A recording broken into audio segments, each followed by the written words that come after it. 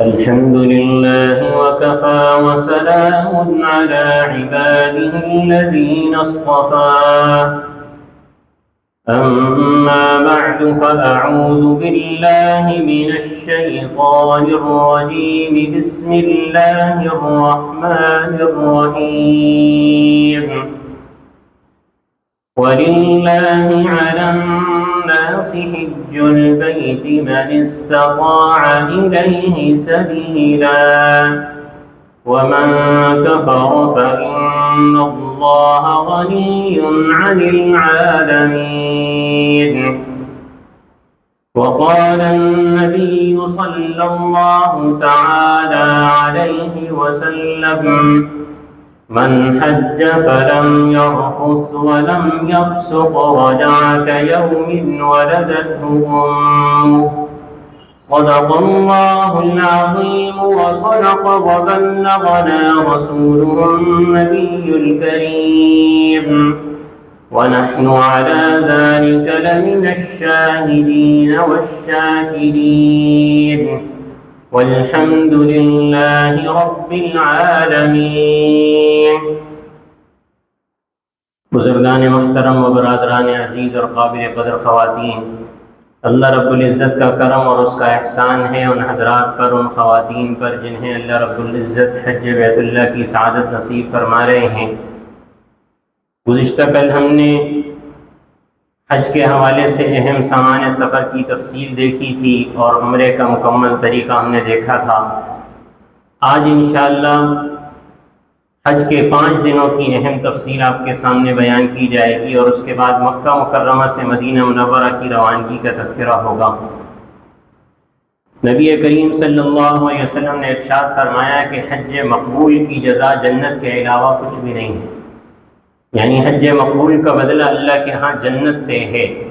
اور نبی کریم صلی اللہ علیہ وسلم نے ارشاد فرمایا کہ پے در پہ حج و عمرہ کیا کرو کہ یہ فقر کو بھی ختم کرتا ہے، گناہوں کو بھی مٹاتا ہے. اور نبی کریم صلی اللہ علیہ وسلم نے ارشاد فرمایا کہ جس شخص نے حج کیا اور حج کے دوران کوئی بے حیائی کی بات نہیں کی، کوئی گناہ کا کام نہیں کیا، تو یہ ایسے لوٹتا ہے جیسے آج ہی کے دن پیدا ہوا ہے. اور نبی کریم صلی اللہ علیہ وسلم نے فرمایا کہ حاجی کی دعا 20 ربیع الاول تک قبول ہوتی ہے. آپ اندازہ لگائیں جن حجاج کرام کی فلائٹیں شروع کی ہیں ان کو تقریباً 4 مہینے 20 دن ملتے ہیں، جن کی آخری کی فلائٹیں ہیں 3 مہینے 20 دن ایسے ہیں کہ اس کی دعا قبول ہوتی ہے. اور نبی کریم صلی اللہ علیہ وسلم نے ارشاد فرمایا کہ یا اللہ حاجی کی مغفرت فرما اور حاجی جس کے لیے مغفرت کی دعا کرے اس کی بھی مغفرت فرما. اور میدان عرفات میں اللہ رب العزت فرماتے ہیں کہ یہ حاجی اس کی میں نے مغفرت کر دی اور یہ آج جس مجمع کی طرف اشارہ کرے گا میں ان سب کے گناہوں کو معاف کر دوں گا. تو حج بیت اللہ یہ اسلام کے 5 ارکان میں سے ایک رکن ہے. اور نبی کریم صلی اللہ علیہ وسلم نے ارشاد فرمایا کہ جس شخص کے پاس استطاعت ہو اور وہ حج نہ کرے تو ہم پہ کوئی فرق نہیں پڑتا ہے وہ یہودی ہو کر مرے یا نصرانی ہو کر مرے. تو اس لیے حج بیت اللہ یہ اسلام کے فرائض میں سے ہے. ہر وہ شخص جس کے پاس اتنی رقم موجود ہے، اتنے پیسے موجود ہیں کہ وہ حج پر جا سکتا ہے اور پیچھے والوں کا نان نفقہ اس کے ذمے جس کے ذمے ہے ان کا خرچہ دے کر ہی جا سکتا ہے. اتنے پیسے جس کے پاس موجود ہیں اس پر حج بیت اللہ کرنا فرض ہے. اور پھر نبی کریم صلی اللہ علیہ وسلم نے ایک اور بات ارشاد فرمایا کہ جس کو اللہ رب العزت نے استطاعت دی ہے اور وہ ہر 5 سال میں ہم سے ملنے کے لیے نہیں آتا تو فرمایا کہ وہ محروم ہے.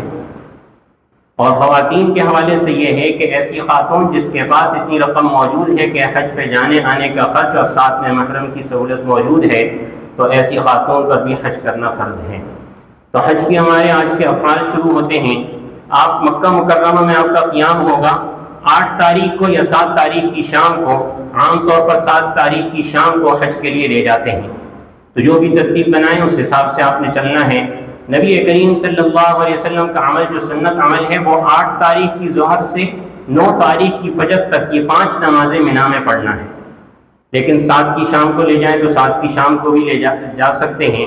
آپ نے جس وقت نکلنا ہو اس سے پہلے آپ نے غسل وغیرہ کر لینا ہے. اس سے پہلے یہ مسئلہ ذہن میں رکھیں کہ وہ حجاج کرام جنہوں نے مالداری کی قربانی بھی کرنی ہے ان کے لیے بہتر یہ ہے کہ ذوالحجہ کا چاند نظر آنے سے پہلے وہ اپنے ناخن بال وغیرہ تراش لیں، اور جنہوں نے مالداری کی قربانی نہیں کرنی ہے وہ حج کا احرام باندھنے سے پہلے اپنے ناخن بال وغیرہ تراشیں گے۔ یہ مسئلہ اچھی طرح سے ذہن میں رکھ لیں۔ اگر کوئی حاجی مالداری کی قربانی کرتا ہے اور وہ چاند نظر آنے سے پہلے ناخن بال وغیرہ تراشنا چھوڑ دیتا ہے، لیکن چاند نظر آنے کے بعد وہ مسجد عائشہ سے یا جیرانہ سے جا کر عمرہ ادا کرے گا تو اس کے لیے حلق کروانا لازمی ہے۔ پھر وہ یہ نہیں دیکھے گا کہ اس نے چاند نظر آنے کے بعد سے بال کاٹنا یا ناخن کاٹنا چھوڑ دیے ہیں، اس کو حلق کروانا لازمی ہے۔ آپ نے اپنے ہوٹل سے، اپنے کمرے سے آپ نے احرام کی چادریں مانگی ہے، غسل وغیرہ کر کے اس کے بعد 2 رکعت نفل، جیسے کل بتایا گیا تھا آپ اپنے گھر سے نکلتے ہوئے 2 رکعت نفل پڑھتے ہیں، تو یہ آپ نے یہاں پر نفل پڑھنے کے بعد یہ نفل اپنے ٹوپی پہن کر پڑھنے ہیں، اور پھر اس کے بعد آپ نے نیت کرنی ہے اور تلبیہ پڑھنی ہے۔ اور نیت اور تلبیہ یہ سب پڑھیں گے، مرد حضرات بھی، خواتین بھی، عذر والی خواتین بھی پڑھیں گے۔ کتابوں میں ایک مسئلہ لکھا ہوا ہے کہ مسجد حرام جا کر نیت کرنا یہ زیادہ بہتر ہے، لیکن عام طور پر دیکھا یہ گیا ہے حجاج کرام کی رہائش عزیزیہ میں ہوتی ہے۔ آخری دنوں کے اندر جو شٹل سروس ہے وہ 2-3 دن پہلے بند ہو جاتی ہے، تو مسجد حرام جانا مشکل کام ہے۔ اگر کوئی ہمت والا ہے اور صحت اچھی ہے تو مسجد حرام جا کر اگر وہ نیت کرتا ہے تو بہت اچھی بات ہے، لیکن اپنے ہوٹل سے بھی نیت کر سکتے ہیں۔ اپنے ہوٹل میں آپ نے 2 رکعت نفل پڑھنے کے بعد پھر آپ نے دعا مانگ کر اس کے بعد ٹوپی اتار دینی ہے اور پھر اس کے بعد نیت کرنی ہے۔ نیت کے الفاظ یہ ہیں: یا اللہ میں حج کی نیت کرتا ہوں، کرتی ہوں، اسے آسان فرما اور قبول فرما۔ میرے ساتھ دہرائیے: یا اللہ میں حج کی نیت کرتا ہوں، اسے آسان فرما اور قبول فرما۔ جو کسی دوسرے کی طرف سے حج کر رہے ہیں وہ اس کا نام لیں گے: یا اللہ میں فلاں کی طرف سے حج کی نیت کرتا ہوں، کرتی ہوں، اسے آسان فرما اور قبول فرما۔ آپ اس موقع پر بھی دیکھیں کہ آسانی کی دعا مانگی جا رہی ہے، جس سے پتہ یہ چلتا ہے کہ حج کے اندر مشکلات آتی ہیں، حاجی کو بہت زیادہ صبر کے ساتھ چلنا چاہیے۔ اس کے بعد ہم نے تلبیہ پڑھنی ہے، جیسے ہم نے کل پڑھی تھی: لبیک اللہم لبیک۔ مرد حضرات سے درخواست ہے بلند آواز سے پڑھیں: لبیک اللہم لبیک، لبیک لا شریک لک لبیک، ان الحمد والنعمت لک والملک لا شریک لک۔ اللہ پاک ہم سب کی تلبیہ کو قبول فرمائے۔ جو حضرات اس سال جا رہے ہیں، جو نہیں جا رہے، سب کو اس سال اور بار بار حرمین شریفین کی مقبول حاضری کی سعادت نصیب فرمائے۔ یہاں سے آپ کی روانگی ہوگی تو حج کے حوالے سے یہ مسئلہ ذہن میں رکھیں کہ پیدل حج کرنا فضیلت والا ہے۔ نبی کریم صلی اللہ علیہ وسلم نے ارشاد فرمایا کہ جو حاجی سواری پر سوار ہو کر حج کرتا ہے اس کو 1 قدم پر 1 لاکھ نیکیاں ملتی ہیں، اور جو پیدل حج کرتا ہے اس کے بارے میں ایک روایت کے مطابق وہاں کی نیکیوں کے اعتبار سے اسے 7 کروڑ نیکیوں کا ثواب 1 قدم پر ملتا ہے۔ اور نبی کریم صلی اللہ علیہ وسلم نے ارشاد فرمایا جو حجاج کرام سواریوں پر حج کرتے ہیں ان سے فرشتے مصافحہ کرتے ہیں، اور جو پیدل حج کرتے ہیں فرشتے ان سے معانقہ کرتے ہیں۔ البتہ جو حجاج کرام پہلی دفعہ جا رہے ہیں یا ساتھ میں خواتین ہیں یا بڑی عمر والے ہیں، انہیں چاہیے سواری پر حج کریں۔ جو نوجوان ہیں، ہمت والے ہیں، ساتھ میں خواتین نہیں ہیں، پہلے بھی حج کیا ہوا ہے تو پیدل کرنا چاہیں تو پیدل بھی کر سکتے ہیں۔ اس کے ساتھ ساتھ یہ مسئلہ بھی ذہن میں رکھیں کہ ہم نے حضرت عبداللہ ابن عباس رضی اللہ عنہ نے فرمایا کہ پیدل حج کا کیا مطلب ہے۔ پہلے زمانے میں تو پیدل حج یہ ہوتا تھا کہ اپنے ملک سے پیدل آیا کرتے تھے۔ حضرت عبداللہ ابن عباس رضی اللہ عنہ نے اس میں بہت آسانی فرما دی، فرمایا کہ اپنے ملک سے، اپنے وطن سے جہاں کہیں بھی ہوں سواری پر ہو کر مکہ مکرمہ آ جائیں، پھر مکہ مکرمہ سے پیدل حج کے افعال ادا کریں۔ سواریوں پر اس طرح سے رات میں روانگی ہوتی ہے اور مینا کی طرف جاتے ہیں، آپ نے تلبیہ کی کثرت رکھتے ہوئے مینا کی طرف نکلنا ہے۔ یہ پیدل جانے والوں کا یہ راستہ ہے۔ یہ سفر سے پیچھے جبل ابو قبیس پہاڑ ہے جو صفا کے پیچھے کی طرف ہے، جس میں بادشاہ کا محل بھی ہے، اس سے پیچھے یہ راستہ ہے، سرنگیں ہیں، اس سے داخل ہوں گے۔ حج کے موقع پر یہاں سے حجاج کرام جا رہے ہوتے ہیں، اس سے داخل ہوں گے، آگے سے یہ سرنگ جب ختم ہوگی نکلیں گے، پھر دوبارہ ایک سرنگ آتی ہے، اس سے آپ اس سے داخل ہو کر نکلیں گے تو آگے انشاءاللہ آپ مینا پہنچ جائیں گے۔ تو پیدل جانے والے پیدل جاتے ہیں، سواری پر جو جائیں وہ سواری پر جائیں۔ رات کے وقت عموماً مینا پہنچتے ہیں۔ یہ مینا میں اس طرح سے خیمہ بستی ہے، یہاں پر حجاج کرام کا قیام ہوتا ہے۔ اور یہاں پر 8 تاریخ کی ظہر سے 9 تاریخ کی فجر تک یہ نمازیں پڑھنا یہ سنت ہے. اس کے اندر اور کوئی کام نہیں ہے. اس کے اندر اپنے اوقات کی بہت زیادہ حفاظت کرنی چاہیے کہ ہمارا وقت وہاں پر ضائع نہ ہو. عموماً حجاج کرام وہاں پر وقت ضائع کرتے ہیں، موبائل میں لگے ہوئے ہیں، کوئی بیجا تبصروں کے اندر، کوئی حکومت کے پہ تنقید ہے، کوئی کیا ہے کوئی کیا ہے. ہمیں کوئی بھی پریشانی آئے ہم نے صبر کا دامن ہاتھ سے نہیں چھوڑنا اور بیجا اس کے تبصرے نہیں کرنے. ہاں ایسے شخص کے سامنے جس کے آگے بات کرنے کا کوئی فائدہ ہو، ایسے بندے کے آگے ہم شکایت اگر کرتے ہیں، کوئی انتظامیہ کا، کوئی عملے کا، کوئی افراد ہیں ان کے سامنے اگر کسی کی شکایت کرتے ہیں تو اچھی بات ہے، ورنہ ہم سارے معاملات کو اللہ پر چھوڑیں. بیجا تبصروں سے کچھ بھی حاصل نہیں ہوتا. یہ وہاں پر نہایا مینا کے اس طرح کے بورڈ لگے ہوئے ہیں. مینا کی حدود کے اندر حجاج کرام نے رکنا ہوتا ہے، لیکن یہ مسئلہ ذہن میں رکھیں کہ کچھ حجاج کرام کے خیمے نیو مینا کے اندر ہیں. نیو مینا مزدلفہ کی حدود ہے. مزدلفہ کی حدود کے اندر بعض حجاج کرام کے خیمے لگے ہوئے ہیں. وہ اپنا مینا کا قیام مزدلفہ کے اندر کریں گے تو بھی انشاءاللہ ان کے لیے مینا کی فضیلت اور مینا کا اجر و ثواب اور برکتیں حاصل ہوں گی. جس طرح سے ہم مسجد میں جاتے ہیں، مسجد میں کبھی ایسا ہوتا ہے کہ جگہ نہیں ہے، مسجد فل ہو گئی ہے اور مسجد کے باہر صفیں بچھائی جا رہی ہیں اور باہر ہم نماز پڑھتے ہیں تو ہمیں مسجد کا ثواب ملتا ہے. تو اسی طرح سے جو مزدلفہ میں رکیں گے تو اللہ کی ذات سے امید ہے کہ مینا کی برکتیں اور اس کے فضائل ہمیں حاصل ہوں گے.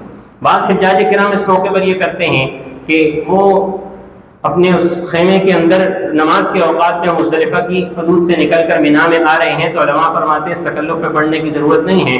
ہر نماز کے وقت میں آپ مینا میں آئیں گے پھر مزدلفہ جائیں گے تو آپ کے لیے مشکل ہوگی. بہتر یہ ہے کہ اپنے خیمے کے اندر نمازیں آپ جماعت کے ساتھ ادا کریں. خیموں کے اندر اس طرح سے حجاج کرام کی رہائش ہوتی ہے، بہت مختصر سی جگہ ہوتی ہے، تو وہاں پر آپ نے مل جل کر اور صبر کے ساتھ کام لینا ہے. اس میں ایک مسئلہ اور ذہن میں رکھیں کہ بعض دفعہ معلم کی طرف سے اور گروپ لیڈر کی طرف سے ایک بڑا خیمہ دے دیا جاتا ہے کہ یہ خیمہ ہے، اس خیمے کے اندر آپ نے قیام کرنا ہے. آپ 15 لوگ ہیں، 20 لوگ ہیں، 50 لوگ ہیں، ان کے لیے یہ خیمہ ہے. اب اس میں مرد بھی ہیں، خواتین بھی ہیں. تو بہت سے لوگ اس طرح سے کرتے ہیں کہ وہ خیمے الگ الگ نہیں کرتے، جگہ الگ الگ نہیں کرتے، تو خواتین کے لیے وقت گزارنا مشکل ہوتا ہے. تو جو ذمہ دار حضرات ہونے چاہیے کہ درمیان میں کوئی پردہ وغیرہ باندھ لیں، کوئی چادر وغیرہ لٹکا دے تاکہ خواتین کے لیے وقت گزارنے میں مشکل نہ ہو. وہاں جگہ جگہ اس طرح کے بورڈ لگے ہوئے ہیں، قبلے کے رخ کی سمت بتائی گئی ہے. وہاں ہمارے موبائلوں کے جو کمپاس ہیں وہ صحیح کام نہیں کرتے ہیں، وہ صحیح رخ نہیں بتاتے ہیں. نمازوں کے اوقات میں آپ نے اس طرح کے بورڈ یا کسی مستند آدمی سے آپ نے پوچھ کر قبلہ رخ نماز ادا کرنی ہے. جماعت کے ساتھ نماز ادا کریں، اپنے ذکر اذکار کے اندر اپنا وقت گزاریں، اوقات کو ضائع ہونے سے بچائیں. خاص طور پر یہ جو موبائل ہے، موبائل کے حوالے سے بالکل ضرورت کی حد تک ہمارے پاس موبائل ہو، باقی موبائل سے حتی الامکان اجتناب کرنا چاہیے. یہ اس طرح سے خیمہ بستی ہے وہاں پر، اور حجاج کرام کے یہ خیمے وہاں پر پورا سال رہتے ہیں. نمازوں کے اوقات کے اندر یہاں پر بیت الخلاؤں کے آگے ہی بیت الخلاء کی ایک تصویر لگائی گئی ہے، اس سے کشادہ کیفیت بھی ہوتی ہے. نمازوں کے اوقات میں ایک ایک بیت الخلاء کے آگے 10 افراد 15 افراد کی لائن ہوتی ہے. تو وہاں کھانے پینے میں بھی احتیاط کی جائے. اور نمازوں کے اوقات سے پہلے اس میں ترتیب اس طرح کی آپ ذہن میں رکھیں کہ دو نمازوں کے درمیان کا جو وقت ہے، مثلا ظہر کی نماز 12:30 بجے ہے، عصر کی نماز 4 بجے ہے، تو 2-2:30 بجے کا جو وقت ہے یہ وقت ایسا ہوتا ہے کہ اس میں رش کم ہوتی ہے. نماز کا وقت جیسے قریب آتا ہے تو رش زیادہ ہو جاتی ہے. درمیانی اوقات میں جائیں، آپ فارغ ہو کر آ جائیں اور وہاں پر آپ نے اپنے اوقات کو گزارنا ہے. اور پھر 9 تاریخ کی صبح سنت عمل یہ 9 تاریخ کی فجر کی نماز کے بعد مینا کے لیے روانگی ہوتی ہے. البتہ انتظامی معاملات کی وجہ سے 8 تاریخ کی شام کو ہی مینا سے عرفات لے جاتے ہیں. کچھ حجاج کرام کو وہ رات سے لے جانا شروع کرتے ہیں. تو اصل سنت عمل تو یہی ہے کہ فجر کی نماز کے بعد نکلنا ہے، لیکن آپ نے یہ بات مد نظر رکھنی ہے کہ انتظامی معاملات کی وجہ سے پہلے لے جائیں تو پہلے جا سکتے ہیں، رات سے عرفات جا سکتے ہیں. عموماً وہ رات کو 10-11 بجے 12 بجے لے جاتے ہیں تو رات سے جا سکتے ہیں. اب اس معاملے میں ضد اور بحث نہیں کرنی چاہیے. بعض دفعہ ہم انتظامیہ کے افراد کے ساتھ ہم ضد اور بحث کرتے ہیں کہ نہیں جی ہمیں تو صبح ہی جانا ہے، اور وہ پھر معاملہ یہ ہوتا ہے کہ وہ آپ کے کہنے پر وہ کہہ دیتے ہیں جی صبح آپ جائیں، آپ کو صبح لے جائیں گے، اور صبح گاڑیوں کا انتظام نہیں ہو سکا اور آپ کے لیے مشکل پیش آئے گی. اور کیفیت بعض دفعہ ایسے ہو جاتی ہے کہ آپ ظہر کے بعد 3-4 بجے پہنچ رہے ہیں تو عرفات کا جو اہم وقت ہے زوال سے لے کر غروب آفتاب تک کا جو دعاؤں کی قبولیت کا وقت ہے وہ وقت نکل جائے گا. تو اگر رات سے لے جائیں تو رات سے بھی جا سکتے ہیں. اس طرح سے پیدل جانے والوں کی ترتیب اس طرح سے ہوتی ہے. اب انہوں نے جدید راستہ بنایا ہے جس میں وہ سہولیات بھی راستے کے اندر موجود ہیں. اس طرح سے یہ نیا راستہ ہے، اس میں بارش کی فوار بھی ہلکی سی پورے راستے کے اندر برس رہی ہوتی ہے. کچھ حجاج کرام کی ترتیب بذریعہ ریل ہوتی ہے. مکہ مکرمہ سے مینا تک تو آپ بسوں میں ہی جائیں گے، مکہ سے مینا تک ریل کی ترتیب نہیں ہے. مینا سے عرفات، عرفات سے مزدلفہ اور مزدلفہ سے پھر مینا، یہ آپ کا جو راستہ ہے یہ بذریعہ ریل ہوگا، جن کو ریل کا بتایا گیا ہے. یہ ریل بہت کشادہ ہے، لیکن اس کے اندر عام طور پر یہ ہوتا ہے کہ حج کے موقع پر رش بہت زیادہ ہوتی ہے، خواتین بیٹھی ہوتی ہیں، مرد کھڑے ہوتے ہیں، اور اس میں اس بات کا دھیان رکھنا چاہیے کہ بہت کم وقت کے لیے یہ رکتی ہے. اب اس میں جلدی سے سوار ہونا ہوتا ہے. عموماً یہ ہوتا ہے کہ مرد سوار ہو گئے، خواتین رہ گئیں، یا خواتین سوار ہو گئی، مرد رہ گئے، تو مشکل پیش آتی ہے. ان کو اس طرح سے ٹکٹ بھی دیے جاتے ہیں. یہ جو ٹکٹ ہیں یہ مختلف اس کی نوعیتیں ہیں، وہاں کے جو اسٹیشن ہیں ان کی الگ الگ ترتیب ہوتی ہے. مینا میں 3 اسٹیشن ہیں، عرفات میں 3 ہیں، مزدلفہ میں 3 ہیں. تو یہ وہاں پر آپ کو جو یہ ٹکٹ دیا جائے، یہ ہاتھ پر باندھنے کا بیلٹ ہوتا ہے، مختلف نوعیتیں ہوتی ہیں اس کی. تو یہ آپ کو جو دیا جائے آپ نے اہتمام سے اپنے ساتھ رکھنا ہے. یہ صرف ہاتھ پہ باندھنے کا بیلٹ اور صرف آپ کی نشاندہی نہیں ہے، بلکہ یہ ٹکٹ بھی ہے. یہ اسکین ہوتا ہے، اگر یہ آپ کے پاس نہیں ہوگا، آپ کے ہاتھ پر نہیں ہوگا، تو آپ کو روک لیا جائے گا. اس کی بہت حفاظت بھی کرنی ہے. اندر سے ریل بہت کشادہ ہے، لیکن وہاں پر یہ اس طرح سے اندر سے اس کی کیفیت ہے. تو وہاں پر آپ اس چیز کو نوٹ کریں، اور وہاں آپ نے عرفات کی طرف روانہ ہونا ہے. 9 تاریخ کی صبح کو یا 8 تاریخ کی شام کو بھی جا سکتے ہیں. یہ 9 ذو الحجہ یہ ایام تشریق شروع ہو جاتے ہیں، جن میں تکبیر تشریق پڑھی جاتی ہے، جو پوری دنیا میں پڑھی جاتی ہے. یہاں پر ایک مسئلہ اور ذہن میں رکھیں کہ یکم ذو الحجہ سے لے کر 9 ذو الحجہ تک کا جو روزہ ہے، اس کی حدیث شریف میں بہت زیادہ فضیلت آئی ہے. نبی کریم صلی اللہ علیہ وسلم نے ارشاد فرمایا کہ یہ ایک دن کا روزہ 1 سال کے روزوں کے برابر ثواب رکھتا ہے، اور 9 ذو الحجہ کا ایک دن کا روزہ یہ 1 سال کے روزوں کے برابر بھی ثواب رکھتا ہے، اور 1 سال گزشتہ اور 1 سال آئندہ کے گناہوں کی معافی کا ذریعہ بھی ہے. لیکن اس میں یہ بات ذہن میں رکھیں کہ حاجی کے لیے شروع کے 8 دن تو روزہ رکھنا جائز ہے، 9 تاریخ کو روزہ رکھنا حاجی کے لیے مکروہ ہے، اس لیے کہ اس کے بہت زیادہ اہم کام ہیں، بہت مصروف دن ہیں، تو اس کے لیے روزہ رکھنا مکروہ ہے. جو شروع کے دن ہیں اس کے اندر بھی آپ اس بات کا دھیان رکھیں کہ یہ نفلی روزے ہیں، آپ نے آگے فرض کی ادائیگی کرنی ہے. اگر کسی حاجی کے اندر ہمت ہے روزہ رکھ سکتے ہیں تو اچھی بات ہے، لیکن اس بات کا دھیان رکھیں کہ ہمارا فرض متاثر نہ ہو. اور یہ 9 تاریخ کی صبح سے 13 ذو الحجہ کی عصر تک یہ 23 نمازیں ہیں، جس میں ہر فرض نماز کے بعد مردوں کے لیے بلند آواز سے تکبیر تشریف پڑھنا اور خواتین کے لیے آہستہ آواز سے تکبیر تشریف پڑھنا واجب ہے. ہماری تلبیہ بھی چل رہی ہے. تلبیہ کے بارے میں یہ مسئلہ ذہن میں رکھیں کہ جب ہماری حالت تبدیل ہوگی، کھڑے ہوئے بیٹھ رہے ہیں، بیٹھے ہوئے کھڑے ہو رہے ہیں، کسی بلندی پر چڑھ رہے ہیں، بلندی سے اتر رہے ہیں، ہم نے تلبیہ پڑھنی ہے. ویسے بھی کثرت سے پڑھنی ہے، لیکن ان مواقع پر خاص طور پر پڑھنی ہے. فرض نماز کا سلام پھرے، اس کے بعد ہم نے تلبیہ پڑھنی ہے. اب اس موقع پر 9 تاریخ سے آپ کی تلبیہ بھی چل رہی ہے، تکبیر تشریق بھی شروع ہوگی، تو آپ نے فرض نماز کا سلام پھیرتے ہی پہلے تکبیر تشریق پڑھنی ہے، اس کے بعد تلبیہ پڑھنی ہے. یہ آج کا جو دن ہے، عرفات کا جو وقوف ہے، یہ حج کے ارکان میں سے ایک رکن ہے. اگر کسی نے یہ رکن ادا نہیں کیا تو اس کا حج نہیں ہوتا ہے. 2 ارکان ہیں، ایک وقوف عرفہ اور ایک مزدلفہ طواف زیارت. یہ 2 چیزیں حج کے ارکان میں سے، ان میں سے کوئی ایک بھی نہ ہو تو حج ادا نہیں ہوتا. تو آج کے دن نبی کریم صلی اللہ علیہ وسلم یہاں پر تشریف لائے، اور آپ علیہ السلام نے یہاں پر خطبہ ارشاد فرمایا، اور خطبہ ارشاد فرمانے کے بعد آپ علیہ السلام نے یہاں پر ظہر اور عصر کی نماز ایک ساتھ ادا فرمائی. یہاں کے حوالے سے چند باتیں ذہن میں رکھ لیں. یہاں پر حجاج کرام اس طرح سے مسجد نمرہ کے اندر عرفات کے میدان میں یہ منظر ہوتا ہے، اندر بھی اور باہر بھی بہت حجاج کرام کی کثرت ہوتی ہے، اور سفید ہی سفید آپ کو نظر آ رہا ہے. یہاں پر حج کا خطبہ بھی دیا جاتا ہے، ظہر اور عصر کی نماز بھی پڑھی جاتی ہے. خطبے کے حوالے سے یہ مسئلہ ذہن میں رکھیں کہ وہ حجاج کرام جو یہاں پر مسجد نمرہ کے اندر جائیں گے، مرد ہوں یا خواتین ہوں، جو یہاں پر جائیں گے ان کے لیے خطبہ سننا چاہیے. خطبہ سننا واجب اور ضروری ہے. لیکن جو اپنے خیموں کے اندر ہیں ان کے لیے خطبہ سننا نہ حج کے ارکان میں سے، نہ واجبات میں سے، نہ ضروری ہے ان کے لیے. بہت سے حجاج کرام اس کے لیے ریڈیو لیتے ہیں یا موبائل میں وہ نیٹ پر نکالتے ہیں، حج کا خطبہ ہو رہا ہے، حج کا خطبہ سننا. تو یہ اپنے خیموں کے اندر ہیں، وہ اپنے اوقات کو اپنی عبادت کے اندر لگائیں. تو یہاں پر ہیں، ان کے لیے یہ ہے کہ وہ خطبہ سنیں گے. دوسری بات یہ ہے کہ یہاں پر ظہر اور عصر کی نماز ایک ساتھ پڑھائی جاتی ہے. اس کا بھی مسئلہ ذہن میں رکھ لیں. وہ حجاج کرام جنہوں نے یہاں پر آ کر نماز پڑھنی ہے امام کے ساتھ، جو حج کا امام ہوتا ہے جو یہاں پر نماز پڑھاتے ہیں، ان کے ساتھ جو بھی نماز پڑھیں گے وہ ظہر اور عصر کی نماز ایک ساتھ پڑھیں گے. پہلے وہ ظہر کی نماز پڑھاتے ہیں پھر عصر کی نماز، تو ان کے ساتھ آپ نے دونوں نمازیں پڑھنی ہیں.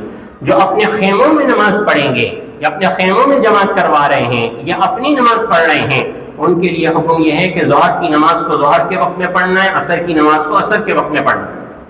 یہ مسئلہ اچھی طرح ذہن میں رکھ لیں. ظہر اور عصر کا مسئلہ جو عرفات کے میدان میں ہے کہ آپ نے ظہر کو ظہر کے وقت میں، عصر کو عصر کے وقت میں پڑھنا ہے. دوسری بات یہ ہے کہ یہ جو آگے کا عمل ہے ظہر کا اور عصر کا، یہ نماز جو آپ نے پڑھنی ہے کن اوقات میں پڑھنی ہے؟ مکہ مکرمہ کے اندر جو وقت تھا نمازوں کا. کل انشاءاللہ آپ کو مکہ مکرمہ کی کچھ گھڑیاں بھی ایسی دکھائی جائیں گی جو مکہ مکرمہ میں صفا مروہ کے درمیان لگی ہوئی ہے، جس میں نمازوں کے اوقات آتے ہیں. مدینہ منورہ میں جا بجا گھڑیاں لگی ہوئی ہیں. آپ جب جائیں پہلا جو دن ہو اس دن آپ نے نمازوں کے اوقات وہاں پر نوٹ کر لینے ہیں یا نیٹ سے نکال لینے ہیں کہ مکہ مکرمہ میں نمازوں کے اوقات کیا ہیں، اور اسی وقت میں آپ نے یہاں عرفات کے اندر نمازیں ادا کرنی ہیں. اس سے 2-4 منٹ احتیاطاً آگے کر کے آپ نماز ادا کر لیں. تو جو نماز کا وقت ہے اس وقت کے اندر آپ نے جماعت کروانی ہے. جو مسافر ہیں وہ 2 رکعت پڑھیں گے اور جو مقیم ہیں وہ 4 رکعت پڑھیں گے. ہر ایک کی نوعیت مختلف ہوتی ہے. آپ رابطہ کر کے پوچھ بھی سکتے ہیں کہ ہم مینا عرفات مزدلفہ کے اندر مسافر ہیں یا مقیم ہیں. دوسری بات یہ ہے کہ یہ آج کا جو دن ہے یہ بہت زیادہ فضیلت والا دن ہے. سال کے جتنے دن ہیں ان میں سب سے زیادہ قیمتی دن ہے. عموماً حجاج کرام یہاں پر یہ کرتے ہیں کہ یہ کھانے وغیرہ کی چیزیں تقسیم ہو رہی ہیں، ان کو لینے کے لیے چلے جاتے ہیں، اس چیزوں کے اندر اپنا وقت لگاتے ہیں. اپنے اوقات کی بہت زیادہ حفاظت کرنی ہے. یہ دن زندگی میں بار بار نہیں آیا کرتا. بہت سے ایسے ہیں جن کو ایک دفعہ یہ دن ملتا ہے. پورے سال کے دنوں میں سب سے زیادہ فضیلت والا دن ہے. نبی کریم صلی اللہ علیہ وسلم نے ارشاد فرمایا کہ اس دن اللہ رب العزت اپنی شایان شان آسمان یا دنیا پر تشریف لاتے ہیں، اور اللہ پاک فرماتے ہیں کہ میں نے اس حاجی کی بھی مغفرت کر لی اور یہ جس مجمع کی طرف اشارہ کرے گا میں اس کی مغفرت کر دوں گا. اور اس دن نبی کریم صلی اللہ علیہ وسلم نے ارشاد فرمایا کہ میں نے شیطان کو جتنا ذلیل اس دن ہوتے ہوئے دیکھا اتنا سال میں اور کسی موقع پر میں نے نہیں دیکھا. اور فرمایا ایک بدر کے دن میں نے دیکھا کہ یہ شیطان ذلیل ہو رہا تھا. اس کے علاوہ آج کے دن، یہ عرفات کے دن، ہر سال یہ کیفیت آتی ہے کہ شیطان اس میں ذلیل اور رسوا ہوتا ہے. حدیث شریف میں آتا ہے وہ اپنے سر پہ مٹی ڈال رہا ہوتا ہے کہ میں نے ان انسانوں سے، مسلمانوں سے اتنے بڑے بڑے گناہ کروائے، آج اللہ نے سارے کے سارے گناہ معاف کر دیے. ایک عمل آتا ہے، وہ عمل میں بتا کر پھر آگے چلتا ہوں. وہ عمل یہ ہے کہ اگر کوئی شخص عرفات کے میدان میں 100 مرتبہ یہ کلمات کہے، لا الہ الا اللہ وحدہ لا شریک لہ لہ الملک ولہ الحمد وہو علی کل شیء قدیر، اور 100 مرتبہ سورہ اخلاص پڑھے، بسم اللہ الرحمن الرحیم، قل هو اللہ احد اللہ الصمد لم یلد ولم یولد ولم یکن لہ کفوا احد. اور 100 مرتبہ پڑھنا ہے اللہم صلی علی محمد وعلی آل محمد کما صلیت علی ابراہیم وعلی آل ابراہیم انکا حمید مجید وعلینا معہم، یعنی درود ابراہیمی جو ہم نماز میں پڑھتے ہیں اس کا پہلا حصہ اور اس کے آگے یہ لفظ ملانا ہے وعلینا معہم. 100 مرتبہ یہ کلمات پڑھنے ہیں. تو اللہ رب العزت فرشتوں سے پوچھتے ہیں کہ بتاؤ میرے اس بندے کا کیا بدلہ ہے جس نے میری حمد و ثنا کی، میری تسبیح و تحلیل بیان کی اور میرے نبی پر درود شریف پڑھا. پھر اللہ پاک فرماتے ہیں اے فرشتوں گواہ رہو میں نے اس کو بھی معاف کر دیا اور یہ جس کے لیے دعائیں مغفرت کرے گا اس کو بھی میں معاف کر دوں گا. اور نبی کریم صلی اللہ علیہ وسلم کے پاس آپ علیہ السلام جب مزدلفہ پہنچے ہیں، مینا پہنچے ہیں، اس موقع پر آپ علیہ السلام کے پاس 2 صحابہ کرام آئے، ایک انصاری تھے اور ایک ثقفی تھے. انہوں نے آ کر کچھ سوالات کیے نبی کریم صلی اللہ علیہ وسلم سے. ان سوالات کا خلاصہ یہ تھا کہ حاجی کو حج پر کیا ملتا ہے.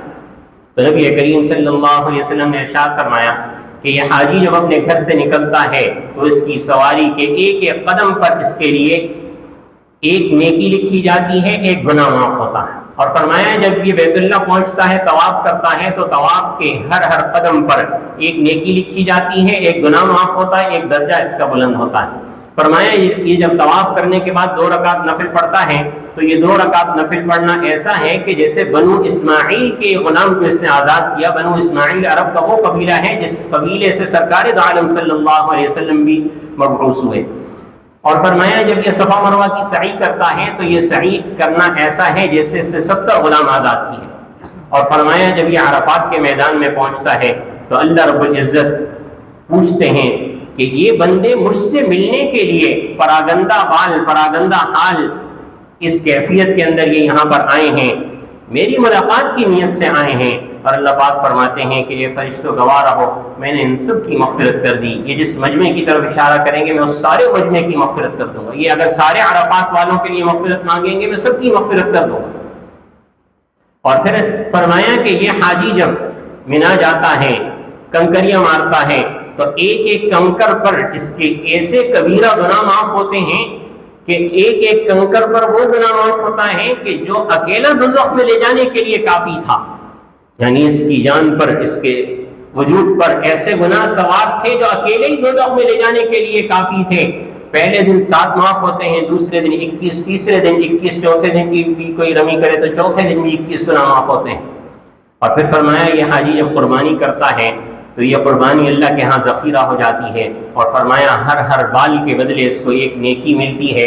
اور فرمایا کہ جب یہ طواف زیارت کے لیے آتا ہے، طواف زیارت کرتا ہے تو ایک فرشتہ آسمان سے اترتا ہے، اس کے دونوں کندھوں کے درمیان ہاتھ رکھتا ہے اور اس سے کہتا ہے کہ اللہ رب العزت نے تیرے نامہ اعمال کو بالکل صاف کر دیا، اب تو نئے سرے سے اعمال کر، تیرے نامہ اعمال کے سارے گناہ مٹا دیے گئے۔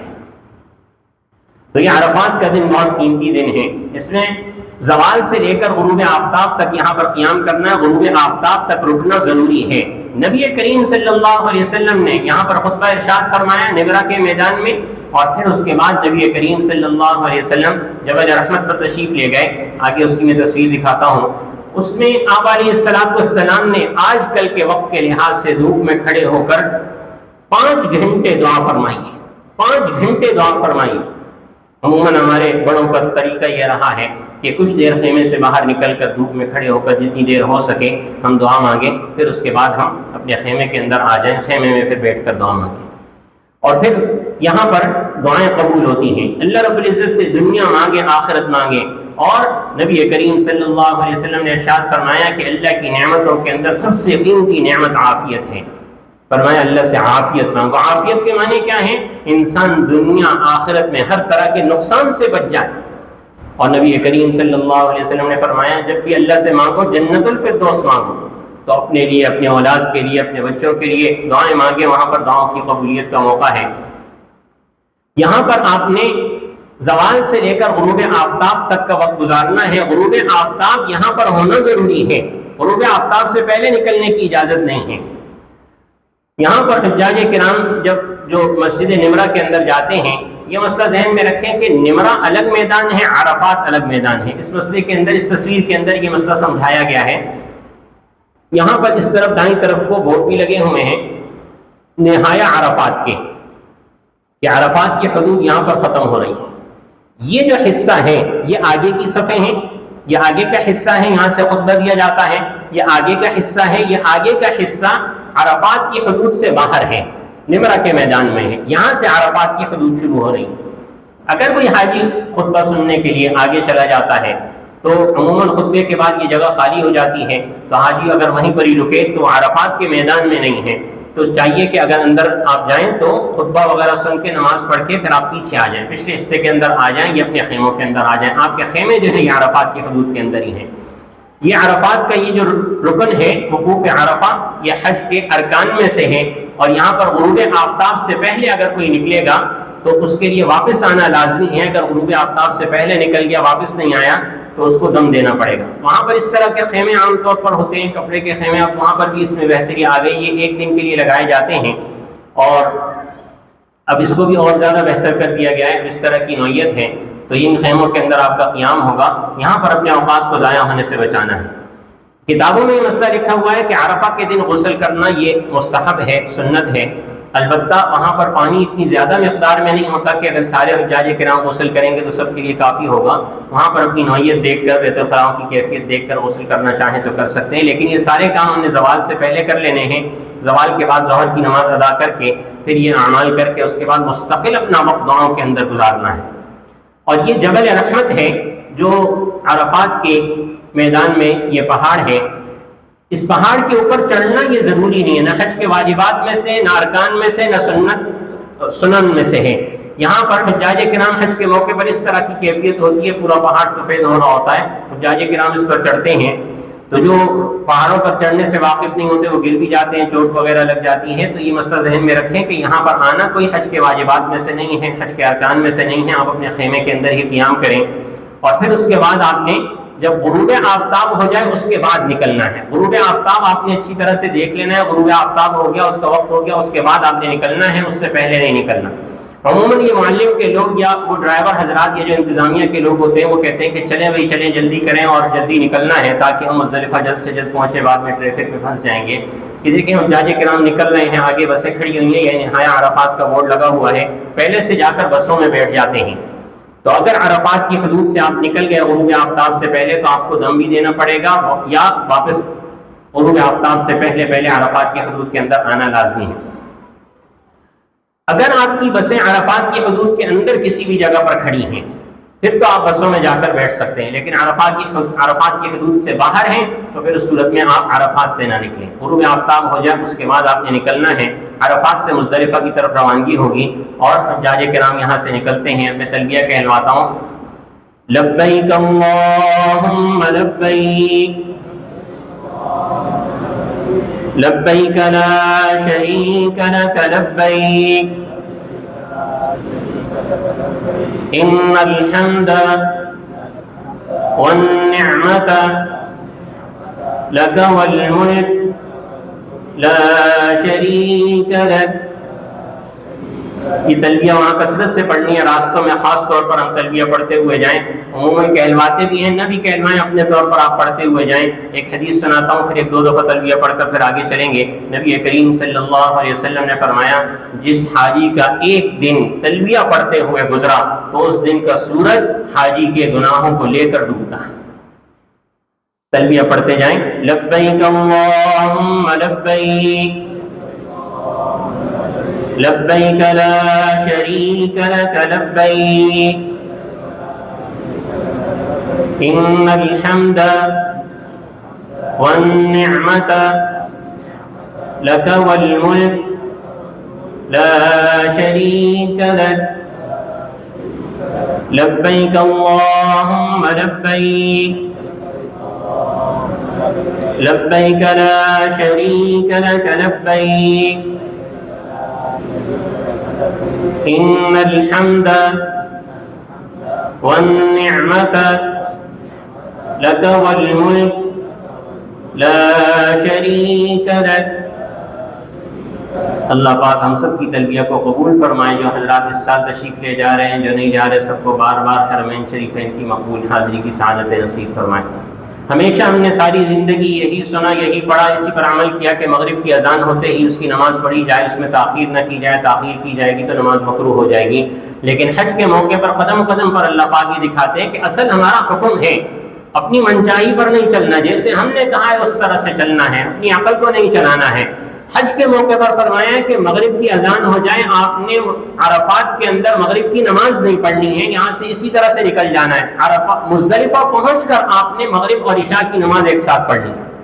یہاں پر دو طرح کی نوعیتیں ہوتی ہیں، کبھی ایسا ہوتا ہے، بہت کم اس طرح سے ہوتا ہے کہ حاجی عشاء کا وقت داخل ہونے سے پہلے ہی مزدلفہ پہنچ گیا، تو اس کے لیے مسئلہ یہ ہے کہ وہ عشاء کا وقت داخل ہونے کا انتظار کرے گا، عشاء کا وقت داخل ہوگا اس کے بعد یہ مغرب اور عشاء کی نماز پڑھے گا۔ اور کبھی ایسا ہوتا ہے کہ حاجی اتنا زیادہ لیٹ ہو گیا، ٹریفک کے اندر، رش کے اندر بسیں پھنس گئیں اور صبح صادق کا وقت قریب آ گیا اور مزدلفہ تک نہیں پہنچا، اور کیا کریں گے؟ تو اگر صبح صادق کا وقت قریب ہو جائے، اس بات کا خطرہ ہو کہ نماز قضا ہو رہی ہے، ابھی تک مزدلفہ نہیں پہنچے ہیں، تو ان کے لیے حکم یہ ہے کہ وہ مغرب اور عشاء کی نماز اس موقع پر ادا کر لیں مزدلفہ میں داخل ہونے سے پہلے۔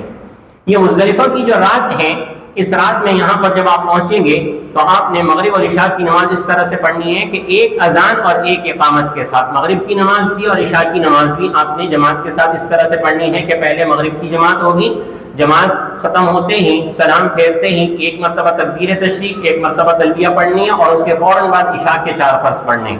سنتیں بعد میں، مغرب کی سنتیں بعد میں اور عشاء کی بھی سنتیں بعد میں پڑھی جائیں گی۔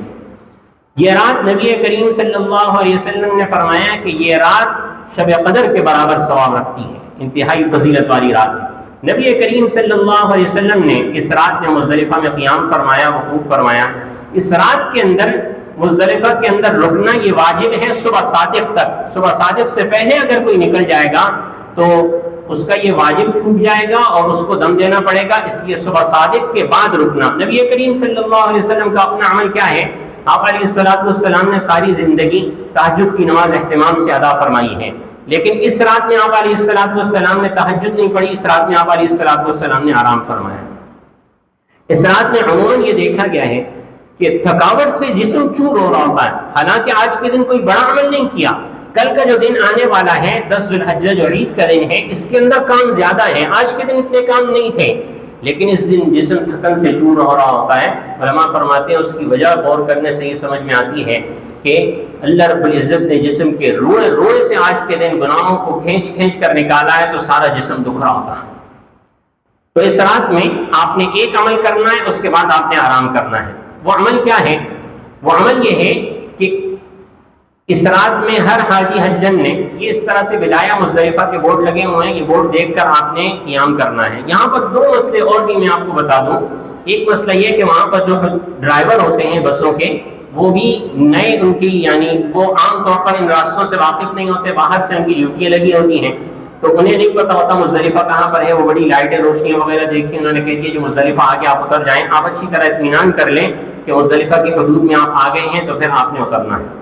دوسری بات یہ ہے کہ اگر کسی حاجی کے خیمے مزدلفہ کی حدود میں ہیں، مینا والے خیمے مزدلفہ کی حدود میں ہیں، وہ عرفات سے سیدھا اپنے مینا والے خیموں کے اندر چلا جاتا ہے تو بھی اس کا مزدلفہ کا وقوف ادا ہو جائے گا.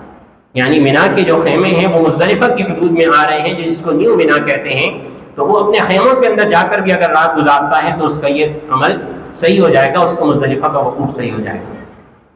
یہاں پر ہر حاجی حجن نے اپنے اپنے لیے 70 کنکر چننے ہیں.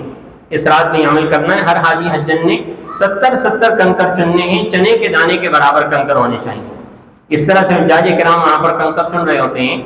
ہر حاجی حجن نے اپنے لیے چنے کے دانے کے برابر، کچھ چھوٹے بڑے تھوڑے سے معمولی ہو تو چل جائیں گے، تو یہ آپ نے 70 کنکر چننے ہیں.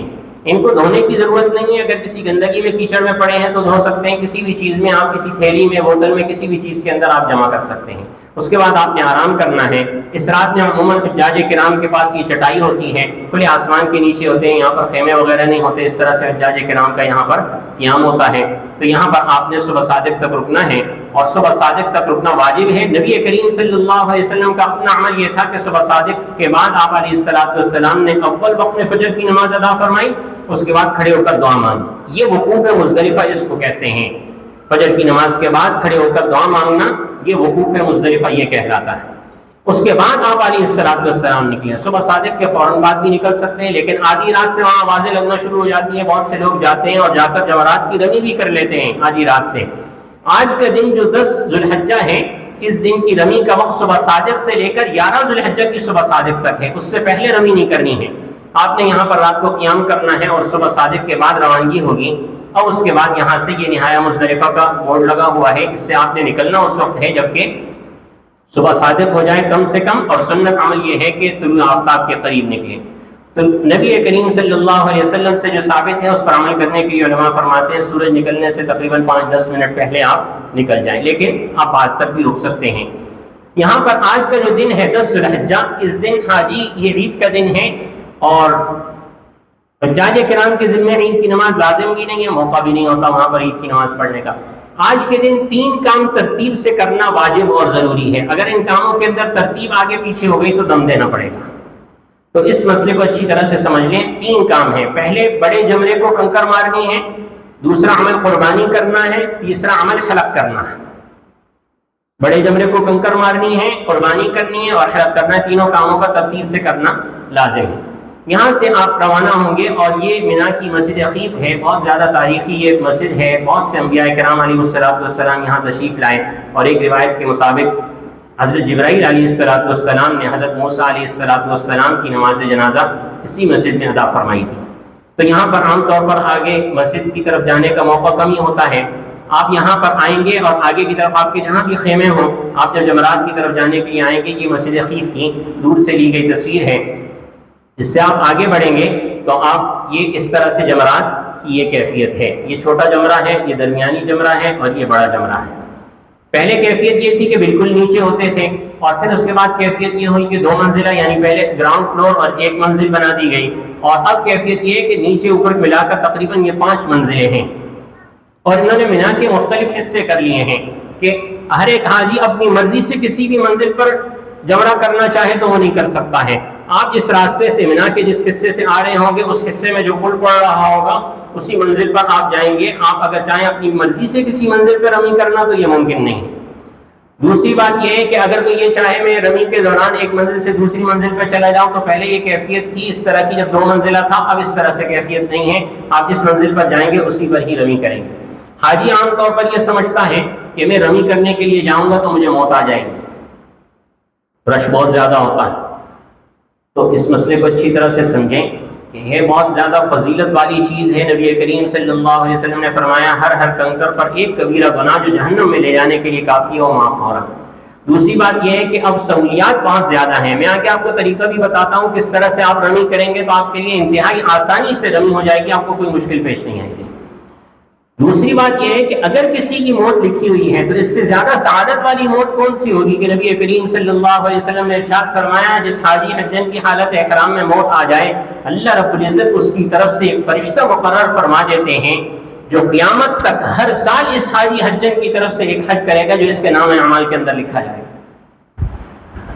تو یہاں پر جمرات پر آپ جائیں گے، جمرے کو کنکر مارنے تک آپ کی تلبیہ جاری رہے گی، بڑے جمرے کو جب آپ کنکر ماریں گے تو اس پر آپ کی تلبیہ بند ہو جائے گی۔ آج کے دن صرف بڑے جمرے کو، اس جمرے کو آپ نے کنکر ڈالنی ہے، پہلا جمرہ اور دوسرا جمرہ جس کو چھوٹا جمرہ اور درمیانی جمرہ کہا جاتا ہے، اس کو چھوڑ کر آخری والا جو جمرہ ہے اس پر آپ نے کنکر ڈالنے ہیں۔ کل جو عمرے کا طریقہ ہم نے پڑھا اس کے اندر جب خانہ کعبہ پر نظر پڑ جائے، آپ تلبیہ پڑھتے ہوئے جائیں گے، خانہ کعبہ پر جب نظر پڑ جائے تو عمرے کی تلبیہ اس موقع پر بند ہو جاتی ہے۔ یہاں پر جمرات کو جب آپ کنکر مارنا شروع کریں گے اس سے پہلے تک آپ کی تلبیہ چلے گی، جمرات کو کنکر مارنے کے وقت آپ کی تلبیہ بند ہو جائے گی۔ اگر کوئی حاجی حجن اپنے لیے کنکر نہیں چن سکا ہے، وہاں سے مزدلفہ سے نہیں چن سکا، وہ مینا سے بھی چن سکتا ہے، صرف جمرات کے ارد گرد کا جو علاقہ ہے یہاں سے چننا منع ہے، اس کے علاوہ پورے مینا سے کسی بھی جگہ سے آپ کنکر چن سکتے ہیں۔ آج کے دن یہ بڑے جمرے پر آپ کنکر ڈالنے کے لیے جائیں گے، جس بھی پل پر آپ کا جانا ہو، یہ اس طرح سے راستے ہیں، یہ بھی خالی تصویر ہے، حج کے موقع پر یہ بالکل بھرے ہوئے ہوتے ہیں اور یہاں پر بہت زیادہ رش ہوتی ہے، یہ کیفیت ہوتی ہے حج کے موقع پر، لیکن اللہ پاک کرتے ہیں کیفیت ہو جاتی ہے۔ آج کے دن صبح صادق سے لے کر اگلے دن کی صبح صادق تک آج کی رمی کا وقت ہے، اس درمیان میں کسی وقت بھی کر سکتے ہیں۔ یہ اس طرح سے کنکر پکڑنا ہے، شہادت کی انگلی اور انگوٹھے کے درمیان کنکر پکڑ کر اس کے اندر ڈالنا ہے، یہ جمرہ کبریٰ ہے۔ اس جمرے پر آپ نے کنکر ڈالنا ہے، یہ مینا کی طرف سے آ رہا ہے اور یہ اس طرف سے یہ خانہ کعبہ کی طرف کی، یہ مکہ مکرمہ کی طرف کی یہ سائیڈ ہے، یہ والی جو سائیڈ ہے یہ مینا کی طرف کو ہے، یہاں سے اس طرف سے آ رہے ہوتے ہیں۔ یہاں پر یہ جو جگہ ہے یہ تقریباً 70 سے 80 فٹ لمبی ہے، ہر ایک جمرہ تقریباً اتنا ہی ہے۔ یہاں پر یہ مسئلہ ذہن میں رکھیں کہ عام طور پر حاجی یہ سمجھتے ہیں کہ یہ جو سامنے یہ جو تصویر نظر آ رہی ہے یہ شیطان ہے، اور اس کو شیطان کہتے بھی ہیں۔ علماء اس سے منع فرماتے ہیں کہ اس کو شیطان نہ کہا جائے۔ وجہ کیا ہے کہ یہ حج کے واجبات میں سے ہیں، اور حج کے کسی واجب کو شیطان کہنا، پھر ساتھ میں اس میں خرابی یہ ہے کہ جب ہم نے یہ سمجھ لیا کہ یہ شیطان کھڑا ہوا ہے تو چھوٹے سے کنکر سے ہمیں تسلی نہیں ہوتی ہے، کیونکہ شیطان پہ غصہ بہت زیادہ ہے۔ پھر وہاں پر آپ دیکھیں گے مختلف مناظر، کوئی بڑے پتھر مار رہے ہیں، کوئی بوتلیں مار رہے ہیں، چپلیں جس کے ہاتھ میں جو آ رہا ہے وہ مار رہے ہیں، اور ساتھ ساتھ زبان سے اور گالیاں تک نکال رہے ہیں۔ تو یہ مسئلہ اچھی طرح سے ذہن میں رکھیں کہ شیطان نے ہمیں ایسی چیزوں کے اندر لگا دیا کہ ہمارے جو گناہ معاف ہوئے تھے اور ہمارے جو اعمال ہیں وہ کسی طرح سے ضائع ہوں یا شیطان کا حصہ اس کے اندر پڑ جائے۔ ہماری ان حرکتوں سے شیطان خوش ہو رہا ہوتا ہے۔ اس کی کیا وجہ ہے؟ اس کی وجہ یہ ہے کہ نبی کریم صلی اللہ علیہ وسلم کی سنت کے خلاف ہم چل رہے ہیں۔ نبی کریم صلی اللہ علیہ وسلم چاہتے تو بڑا پتھر آپ علیہ السلام کے لیے اس کا انتظام نہیں ہو سکتا تھا؟ آپ علیہ السلام بھی بڑا پتھر مار سکتے تھے۔ آپ علیہ السلام اتنے پتھر کو مار رہے ہیں اور صرف 7 کی عدد میں مار رہے ہیں، تو وہ طریقہ جو آپ علیہ السلام کا ہے اس کے مطابق ہم چلیں گے تو ہمارے لیے کامیابی۔ دوسری بات، ہم نے کل حجر اسود کے استلام کے وقت جو کلمات کہے، بسم اللہ اللہ اکبر، اور اسی طرح سے جو قربانی کا جانور ذبح کرتے ہیں اس موقع پر ہم کہتے ہیں بسم اللہ اللہ اکبر. وہ کلمات نبی کریم صلی اللہ علیہ وسلم یہاں پر کنکر ڈالتے ہوئے ارشاد فرما رہے ہیں کہ بسم اللہ اللہ اکبر رغما للشیطان ورضا للرحمن.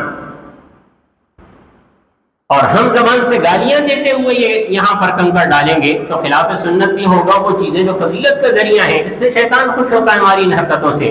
اور اگر ہم سنت کے مطابق یہاں پر کنکر ڈالیں گے تو نبی کریم صلی اللہ علیہ وسلم نے فرمایا کہ یہ انتہائی زیادہ زور سے جا کر شیطان کو لگتا ہے. علماء فرماتے ہیں کہ بالکل جیسے کسی نے گولی ماری ہو ایسی کیفیت ہوتی ہے اگر سنت کے مطابق کنکر ڈالے جائیں. اس گول دائرے کے اندر کنکر کا جانا ضروری ہے. اگر دیوار سے لگ کر واپس آ گیا تو وہ کنکر شمار نہیں ہوگا. دیوار پر لگنا ضروری نہیں ہے، اندر جانا ضروری ہے. اور الگ الگ کر کے ایک ایک کر کے 7 کنکر ڈالنے ہیں. اور یہ اگر کسی نے ایک ساتھ ساتوں کنکر ڈال دیے تو پھر اس صورت میں وہ ایک ہی شمار ہوگا. یہ میں آپ کو اس تصویر کے اندر دکھا رہا ہوں. یہ یہاں سے مینا سے آتے ہیں. عموماً آپ دیکھیں گے حجاج کرام کا یہاں اس حصے کے اندر جو پیچھے کا حصہ ہے جو مینا کی طرف کو ہے اس حصے کے اندر رش بہت زیادہ ہوتا ہے. وہ پیچھے جمرہ وسطیٰ ہے، اس سے پیچھے جمرہ صغریٰ ہے. وہاں سے آپ آئیں گے تو آپ یہاں سے ہو کر اس طرف کو آ جائے جو مکہ مکرمہ والی سائڈ ہے. یہاں پر رش بہت کم ہوتا ہے. یہاں پر خواتین بھی بڑی عمر کے حضرات بھی اطمینان سے یہاں پر آپ کنکر ڈال سکتے ہیں. ضروری نہیں ہے اس حصے کے اندر ڈالنا. اس حصے سے آپ نے کنکر اندر ڈالنے. اس گول دائرے کے اندر کنکر جانا ضروری ہے. نبی کریم صلی اللہ علیہ وسلم نے ارشاد فرمایا جو کنکر اللہ کے ہاں قبول ہو جاتے ہیں تو وہ کنکر فرشتے اٹھا کر لے جاتے ہیں، اور جو کنکر اللہ کے ہاں قبول نہیں ہوتے ہیں وہ وہیں پڑے رہ جاتے ہیں. پہلے کیفیت یہ تھی کہ حجاج کرام 3 دن رمی کیا کرتے تھے، اس کے بعد بہت تھوڑی سی مقدار میں نیچے کنکر ہوتے تھے، اور پھر اللہ پاک معاف فرمائے اب ہمارے گناہوں کی وجہ سے پھر ایک کیفیت ایسی آئی کہ انہوں نے بڑے بڑے ڈمپر کھڑے کیے ہوتے تھے نیچے، اور وہ ان کے اندر ڈال کر وہ لے جا کر جنگلوں میں پھینکتے تھے. اور اب کیفیت یہ ہے کہ انتہائی بڑا نیچے الیکٹرانک سسٹم لگا ہوا ہے جس کے ذریعے سے مستقل یہ کنکر نکل رہے ہوتے ہیں اور وہ مشینوں کے ذریعے سے باہر نکالے جا رہے ہوتے ہیں، اور وہاں پر اس طرح کی کیفیت ہوتی ہے. تو اللہ پاک معاف فرمائے اور دعا فرمائے اللہ پاک سب کے حج کو قبول فرمائے. اب اس کے بعد دوسرا عمل قربانی کرنا ہے. یہ قربانی یہ حج کی قربانی کہلاتی ہے جو حج قران اور تمتع والوں کے لیے لازمی اور ضروری ہے. یہ حج کا حصہ ہے. یہ وہ قربانی نہیں ہے جو مالداری کی قربانی ہم کرتے ہیں. حاجی یہ سمجھتے ہیں کہ جو قربانی ہم یہاں پاکستان میں ہر سال کرتے ہیں یہی والی قربانی وہاں پر جا کر اس موقع پر ہم نے وہاں پر ادا کرنی ہے. ایسا نہیں ہے. حج قران اور حج تمتع کرنے والوں کے لیے حج کی قربانی یہ کرنا یہ ضروری ہے اور یہ حج کا حصہ ہے واجبات میں سے. اور دوسرا مسئلہ یہ کہ یہ قربانی حدود حرم کے اندر ہی ذبح ہونا ضروری ہے. مالداری کی قربانی کا کیا مسئلہ ہے؟ مالداری کی قربانی کا مسئلہ یہ ہے کہ اگر کوئی حاجی حجن وہ مالدار ہیں، صاحب نصاب ہیں، اور حج کے ان دنوں کے اندر قربانی کے ان دنوں کے اندر وہ مسافر نہیں ہیں، ان کے لیے مالداری کی قربانی بھی کرنا لازمی اور ضروری ہے. گویا انہوں نے 2 قربانیاں کرنی. مالداری کی قربانی کے حوالے سے یہ ہے کہ وہ یہاں پر بھی پاکستان میں بھی آپ کروا سکتے ہیں اور وہاں پر بھی کروا سکتے ہیں. لیکن اگر آپ پاکستان میں کروائیں گے تو یہ مسئلہ ذہن میں رکھیں کہ پاکستان میں جس حاجی کی قربانی ہو رہی ہے اس کی قربانی کے لیے وہ وقت ہونا ضروری ہے کہ اس کے وہاں بھی قربانی کا وقت ہو جہاں پر حاجی ہے، اور یہاں جہاں قربانی کا جانور ذبح ہو رہا ہے یہاں بھی قربانی کا وقت ہونا ضروری ہے. عموماً 1 دن کا فرق آ جاتا ہے چاند کی وجہ سے. تو عید کے چوتھے دن، عید کے تیسرے دن یہاں پر اگر کوئی حاجی اس کی قربانی یہاں پاکستان میں ہو رہی ہے عید کے تیسرے دن تو وہ قربانی اس کی نہیں ہوگی، اس لیے کہ وہاں پر چوتھا دن ہو چکا ہوگا، وہاں پر قربانی کا وقت باقی نہیں رہتا. یہاں پر قربانی میں جو جانور ذبح کیے جاتے ہیں وہی جانور ہیں جن کی قربانی ہوتی ہے بکرا بکری، دمبا دمبی، بھیڑ بھیڑا، گائے بھیڑ، بھینس بھینسا، اونٹ اونٹنی، ان جانوروں کی قربانی ہوتی ہے. یہ آپ نے قربانی رمی کے بعد کرنی ہے. کسی ایسے ذمہ دار فرد کے ذمہ لگائیں کہ وہ قربانی کرنے کے بعد وہ آپ سے رابطہ کرے. موبائل کا دور ہے اور آسانی ہے، اس کے اندر رابطے کی سہولت جس سے ہو ایسے ذمہ دار شخص کے ذمہ لگائیں. اب حکومت کی طرف سے بھی کچھ انتظامات کیے گئے ہیں، اس کے لیے بھی علماء کرام نے یہ رائے دی ہے کہ حتی الامکان آپ کی کوشش یہ ہونی چاہیے کہ آپ نے ترتیب پر عمل کرنا ہے. علماء کرام کے اس فتوے کو لے کر بعض حضرات نے بالکل مطلقاً یہ کہنا شروع کر دیا کہ حج میں ترتیب اس دن میں واجب نہیں ہے. حتی الامکان آپ کی کوشش یہ ہو، اس فتوے کو اچھی طرح سے پڑھ لیں، اس کے اندر یہی بتایا گیا ہے حتی الامکان آپ نے ترتیب کا لحاظ رکھنا ہے. تو ترتیب کے لحاظ کے اندر آپ نے دوسرے نمبر پر قربانی کرنی ہے، پہلے آپ رمی کر لیں، اس کے بعد اطمینان ہو جائے آپ کی رمی ہو گئی، آپ رابطہ کریں اور پھر اس کے بعد قربانی کی جائے گی۔ اور یہ قربانی حدود حرم کے اندر کی جاتی ہے، اور اس قربانی کے کرنے کے بعد آپ کا جو اگلا عمل ہے وہ آپ نے حلق کرنا ہے یا قصر کرنا ہے۔ عموماً حجاج کرام یہ کرتے ہیں کہ رمی کرنے کے بعد وہ رابطہ کر لیتے ہیں جن سے قربانی کی ترتیب ہوتی ہے، اور پھر مکہ مکرمہ چلے جاتے ہیں طواف زیارت کے لیے، طواف زیارت ہو جاتا ہے، اس کے بعد وہ حلق وغیرہ کروا لیتے ہیں جب قربانی سے فارغ ہو جاتے ہیں۔ یہاں اس طرح سے یہ مذبح خانہ ہے، عام دنوں کی یہ تصویر ہے، حج کے دنوں میں یہاں بہت زیادہ رش ہوتا ہے، تو یہ قربانی جس کی بھی آپ ذمہ لگائیں تو قربانی کرنے کے بعد پھر آپ نے حلق کرنا ہے یا قصر کرنا ہے۔ حلق یا قصر کا وہی مسئلہ ہے جو کل بیان کیا کہ جن کے ایک کوٹ سے کم بال ہیں انہوں نے حلق کرنا ہی ان کا طے ہے۔ حلق وہاں پر مینا کے اندر بعض اناڑی لوگ بھی ہوتے ہیں، ان سے حلق نہ کروائیں، اور یہ حلقات اہتمام سے ایسے بندے سے کروائیں جو کہ حلق جانتا ہو، ورنہ سر زخمی ہو جاتا ہے، حاجی مشکل کے اندر آ جاتا ہے۔ اور حلق کروانے کے بعد پھر اب آپ اپنے کپڑوں کے اندر آ جائیں گے۔ حاجی کے اوپر احرام کی جو پابندیاں تھیں وہ ساری پابندیاں ختم ہو گئیں، البتہ ایک پابندی ابھی بھی باقی ہے کہ میاں بیوی آپس میں ایک دوسرے پر ابھی بھی حرام ہیں، اور یہ طواف زیارت کے بعد ایک دوسرے کے لیے حلال ہوتے ہیں۔ اگر کوئی غیر شادی شدہ شخص طواف زیارت نہیں کرتا ہے تو یہ جیسے ہی اس کا نکاح ہوگا تو طواف زیارت نہ ہونے کی وجہ سے وہ میاں بیوی ایک دوسرے پر حرام ہو جائیں گے۔ طواف زیارت حج کا دوسرا رکن ہے، اور یہ اگر کسی نے نہیں کیا تو بھی اس کا حج مکمل نہیں ہوگا۔ طواف زیارت کا وقت عید والے دن صبح صادق سے لے کر 12 ذی الحجہ کی غروب آفتاب تک ہے، اس دوران کرنا لازم اور ضروری ہے۔ اس سے اگر کسی نے تاخیر کر دی، مرد نے یا پاک خاتون نے، تو اس کے لیے اس کو دم دینا پڑے گا۔ البتہ خواتین جو عذر والی ہوں ان کے لیے اختیار ہے، ان کو اجازت ہے کہ وہ بعد میں اس کی جب پاک ہو جائیں اس کے بعد وہ طواف زیارت کر سکتی ہیں۔ دوسرا مسئلہ یہ ہے کہ طواف زیارت کے اندر ترتیب لازمی اور ضروری نہیں ہے۔ اگر کوئی حاجی مزدلفہ سے سیدھا مکہ مکرمہ چلا جاتا ہے، مینا جاتا ہی نہیں ہے، پہلے 10 تاریخ کو مزدلفہ سے سیدھا مکہ مکرمہ چلا جاتا ہے، پہلے طواف زیارت کر لیتا ہے اور پھر جا کر مینا میں جمرات کو کنکریاں مارتا ہے، پھر قربانی کر کے حلق کرواتا ہے، تو یہ بھی ٹھیک ہے۔ یعنی رمی کرنے کے بعد وہ طواف زیارت کرے، حلق بعد میں کروائے، قربانی بعد میں کرے، اس کی بھی اجازت ہے۔ قربانی کے بعد حلق سے پہلے طواف زیارت کرے، اس کی بھی اجازت ہے۔ ان تینوں کاموں کے بعد کرے تو اس کی بھی اجازت ہے۔ طواف زیارت میں ترتیب نہیں ہے۔ طواف زیارت کے اندر عام طور پر رش بہت زیادہ ہوتا ہے، عموماً یہ طواف کپڑوں کے اندر کیا جاتا ہے، لیکن جس حاجی کے تینوں افعال ابھی مکمل نہیں ہوئے وہ احرام کی حالت میں کرے گا۔ لوگ پیچھے پڑ جاتے ہیں، آپ نے احرام کی حالت میں کیا، آپ کا طواف زیارت نہیں ہوا۔ احرام کی حالت میں بھی ہو جاتا ہے، یعنی چادریں اوڑھے ہوئے بھی ہو جاتا ہے، اور عام کپڑوں کے اندر بھی ہو جاتا ہے۔ مطاف میں جانے کی جو شرط ہے کہ کپڑوں کی حالت میں نہیں جا سکتے، جو سعودی حکومت نے لگائی ہوئی ہے کہ احرام کی چادریں اوڑھی ہوئی ہوں، ان دنوں کے اندر وہ شرط ختم ہو جاتی ہے، وہاں سب کو پھر مطاف میں جانے دیتے ہیں۔ آپ جس بھی کیفیت کے اندر ہوں گے، آپ نے طواف کرنا ہے۔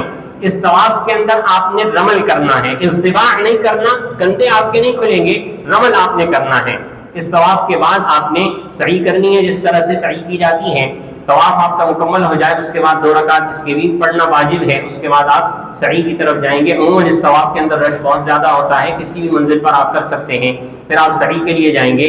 سعی اسی طرح سے آپ نے وہاں صفا پہ کھڑے ہو کر دعا مانگنی ہے، اور درمیان میں جو میلین افضلین آئیں گے وہاں پر آپ نے تیز رفتار سے مردوں نے چلنا ہے، اور پھر مروہ پر آپ پہنچیں گے۔ مروہ مکمل ہونے کے بعد آپ نے حلق یا قصر نہیں کروانا، اس لیے کہ وہ پہلے آپ مینا میں کروا چکے ہیں۔ یہاں پر سعی کے حوالے سے 2 مسئلے اور ذہن میں رکھ لیں۔ ایک مسئلہ یہ ہے کہ اگر کوئی حاجی حجن یہ چاہتے ہیں کہ ہم حج کی یہ والی سعی پہلے کر لیں، کہ حج کے دن رش بہت زیادہ ہوگا، پہلے کر لیں، تو یہ بھی کر سکتے ہیں۔ طریقہ اس کا یہ ہے کہ 6 ذی الحجہ کو یا 7 ذی الحجہ کو حج کا احرام اپنے ہوٹل سے باندھ لیں، اور یہ حج کا احرام اب بندہ رہے گا حج تک۔ 6 تاریخ کو کر لیں تو زیادہ بہتر ہے، 7 تاریخ کو رش زیادہ ہوتا ہے، 7 کو بھی آ کر سکتے ہیں۔ آپ نے حج کا احرام باندھ کے نیت کر کے مسجد حرام آ جانا ہے، بیت اللہ شریف میں آ جانا ہے، ایک نفلی طواف کرنا ہے۔ نفلی طواف کرنے کے بعد آپ نے حج کی سعی کی نیت سے سعی کر لینی، تو اب یہ حج کی سعی پہلے آپ کی ادا ہو گئی، یعنی ایک نفلی طواف آپ کریں گے اور اس کے بعد حج کی سعی آپ پہلے کر لیں گے، تو یہ آپ کی حج کی سعی ادا ہو گئی۔ اب آپ جب 10 تاریخ کو آئیں گے تو اس کے بعد آپ نے سعی اب کرنا آپ پر لازم نہیں ہے، طواف کے آپ 7 چکر لگائیں گے، اس کے بعد آپ مینا چلے جائیں گے، اب آپ سعی کرنا آپ پر لازم نہیں ہے۔ دوسرا مسئلہ یہ ہے کہ طواف زیارت کا جو حکم ہے وہ یہ ہے کہ 12 تاریخ کی غروب آفتاب سے پہلے پہلے کرنا ہے۔ تو اس کے اندر بعض حجاج کرام یہ کرتے ہیں کہ وہ کہتے ہیں 12 تاریخ کی رمی کرنے کے بعد ہم جائیں گے تو پھر جا کر ہم طواف زیارت کر لیں گے۔ اب 12 تاریخ کی رمی کا وقت شروع ہوتا ہے زوال کے بعد، اور زوال سے غروب آفتاب تک بہت زیادہ لمبا وقت نہیں ہے۔ کبھی ایسا ہوتا ہے رش میں پھنس گیا اور اب یہ بھی کیفیت ہوتی ہے کہ وہ رمی کا راستہ بند کر دیتے ہیں، تو پھر جانا مشکل ہو جاتا ہے، اور آپ مغرب تک مسجد حرام پہنچ ہی نہیں سکے تو آپ کے اوپر دم آ جائے گا۔ اس لیے رزق کی کام نہ کریں، 10 تاریخ بہت زیادہ ہو، 11 تاریخ کو آپ طواف زیارت کر لیں۔ صحیح کے حوالے سے جو ایک اور مسئلہ بتانا تھا وہ یہ ہے کہ طواف زیارت اس کے 7 چکر یہ 12 تاریخ کے غروب آفتاب سے پہلے پہلے مکمل ہونا ضروری ہے، صحیح کا ہونا ضروری نہیں ہے۔ اگر کوئی حاجی یہ سمجھتا ہے کہ طواف زیارت ہو گیا ہے، اب تھکن بہت زیادہ ہے اور اس موقع پر رش بہت زیادہ ہے، 2-3 دن بعد آ کر میں سعی کر لوں گا، تو وہ بعد میں بھی اس کی سعی کر سکتا ہے، 13 تاریخ کو 14 تاریخ کو بھی سعی کر سکتا ہے، لیکن طواف کے 7 چکر ہونا ضروری ہے۔ البتہ ایسی خواتین جن کا عذر ہے ان کے لیے حکم یہ ہے کہ وہ جب پاک ہوں گی اس کے بعد انہوں نے طواف زیارت کرنا ہے۔ اس کے بعد آپ نے مینا آ جانا ہے۔ مینا کی راتوں کے اندر، مینا کے اندر قیام سنت ہے، اور مینا میں قیام نہ کرنا، اپنے ہوٹل میں قیام کرنا خلاف سنت ہے۔ عموماً حجاج کرام وہاں سے فون کر کے پوچھتے ہیں اگر ہم اپنے ہوٹل میں رات رک جائیں تو کیا مسئلہ ہے؟ اس کو اچھی طرح سے ذہن میں رکھیں کہ یہ خلاف سنت ہے۔ آپ نے پورا 40 دن میں سے 35 دن آپ نے ہوٹل میں گزارے ہیں، اب تو یہاں پر مینا کے اندر اتنی سہولیات ہیں، اے سی لگا ہوا ہے، سب سہولیات موجود ہیں۔